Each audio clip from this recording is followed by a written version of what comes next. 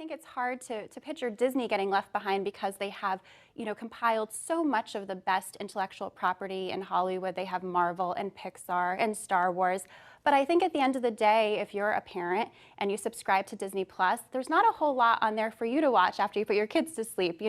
All these hit shows we're seeing coming out of the other apps have been so good. The White Lotus on HBO Max. You have things like Mythic Quest and Ted Lasso and Apple TV Plus, and now Squid Game on Netflix.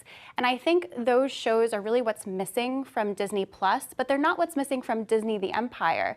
Disney has adult content. They own ABC, they own or control Hulu, but they don't have any of that stuff on Disney Plus. So I think it kind of creates this incomplete streaming offering that's missing content that's frankly friendly to adults. And I thought what was really interesting about your column is that shows like Squid Game create this bond that viewers have with the streaming service. Can you just explain that? I think what it is that, every so often you want to have a really big show, something that really just sucks you in, that everyone's talking about online, that you can come to work and talk about it with your coworkers, really the water cooler storylines. And we haven't really seen a whole lot of that out of Disney Plus other than the Marvel and Star Wars shows that they keep kind of building on those stories that came from their movies. So I think that piece of it is what keeps people hooked on Netflix, that, you go through periods where you're watching maybe the older series, you're kind of replaying things, we're going back to like The Wire and Sopranos, but then every so often there's some big show that comes out that everyone needs to watch, everyone needs to subscribe and see it. And if you don't, you really feel left out and you're left wondering, I really want to watch that. And I think that's happened with White Lotus. I think that'll definitely happen with Squid Game. You already see a lot of people online saying,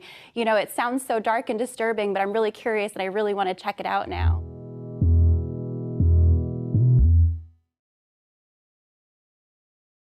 Hey, thanks for watching Bloomberg Quicktake Now. Subscribe to our channel to see the biggest stories the moment they happen from around the world. And tune in to our 24/7 live stream for global news coverage, documentaries, interviews, deep dives, and shows on the stories that you care most about.